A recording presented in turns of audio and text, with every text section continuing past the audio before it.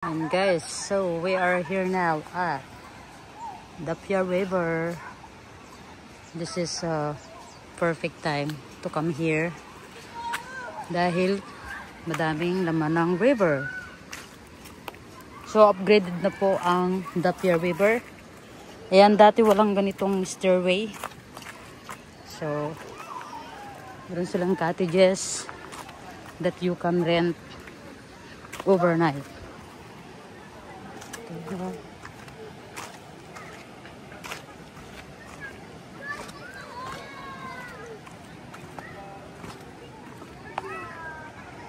my God, napakaganda po dito. Tamang-tama, perfect na perfect ang aming pagpunta kasi hindi maulan. Oh my gosh. So ayan, flex natin ang Dapia River.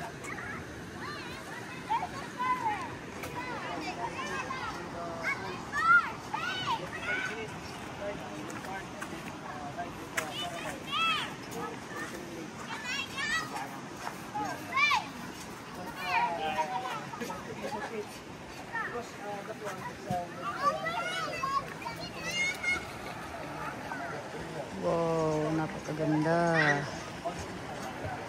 Isn't it beautiful? So beautiful today. Ganda dito, mag-video. Grabe.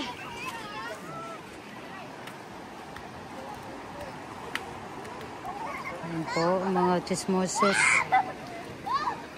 Hindi ko alam kung anong tawag sa halaman dito, pero ang ganda. Wow. So nice. May aking dalaginding. Hoy, Mayan! Ganda! Ganda mag-vlog!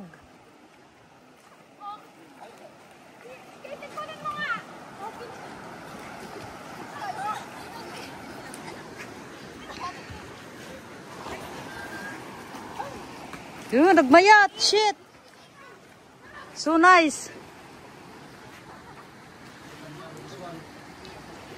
Oh my gosh. So, ayan. Flex natin ang Dapia River. So guys, this is the perfect time para pumunta kayo dito. So nice. So let's take a look at their cottages. Ayan po ang kanilang cottage.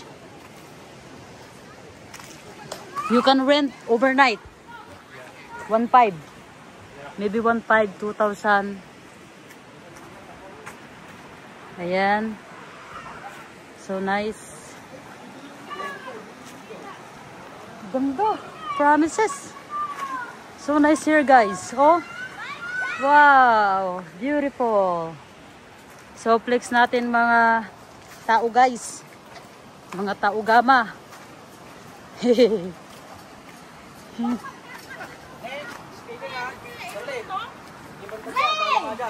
Hindi? Ayan po, yung ating mga, the grills boy. The grilling boy. Pinasahan po na yan. So we are going to tuno-tuno the tuna. Nikirak na eh, nikirak. Ito po ang aming pagkain. Damanti kayo. Dito nga tayo. Ayan. Tuna, punga. Tuna.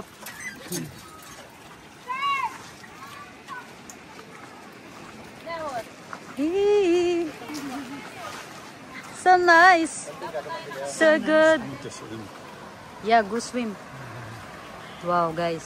Maybe I wait. This is the best time that we've been here. I love that they have these trees here too. Oh yeah. A little bit of shade. It's so cool, huh? What kind of tree? I don't know what kind of tree is this. Well, it's got these fruits. See? See this? Oh yeah. Wow. What is it? I don't know. I don't know if they're eatable.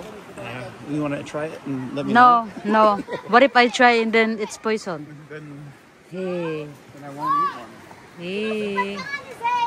Charlene is there. Or the kapamilya member is here. Yep. So ito po guys, ha. Punta na po kayo dito sa Dapia. Very beautiful.